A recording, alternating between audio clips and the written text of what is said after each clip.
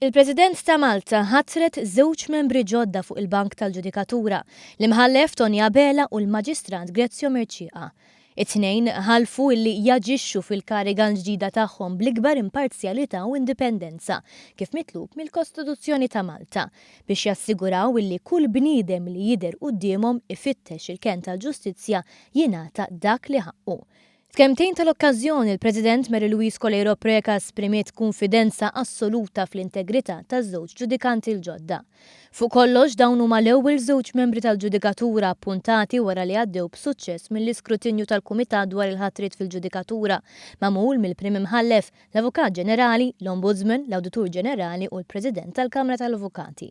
Kumitat li gawdi l-ola stima u li fi kliem il-Ministru għall-Ġustizzja Owen Bonnici jistudjaw l-eliġibilità u l-mertu tal-kandidati proposti mill-Prim Ministru u l-Kabinett b'mod trasparent u oġġettiv. Fil-każ ta' dawn iż-żewġ ġudikanti l-ġodda dawn kollha għaddew b'mod unanimu mill-eżami tal-Kumitat dwar il-ħatra tal-ġudikanti. U l fisser li dan huwa pass iktar il qudiem biex insaħħu it-trasparenza tal-ġudikatura ta' pajjiżna. Kemm il-Maġistrant Grezio Merċieqa u kif ukoll l-imħallef Tonja Bela ringrazzjaw lill-Kumitat u lill-Prim Ministru tal-fiduċja murija fihom. It-tnejn kellhom kliem ta' ringrazzjament għall-appoġġ kontinwu ta' familthom li preżenti fil-Palazz tal-President assistew għall-ġurament tal-ħatra.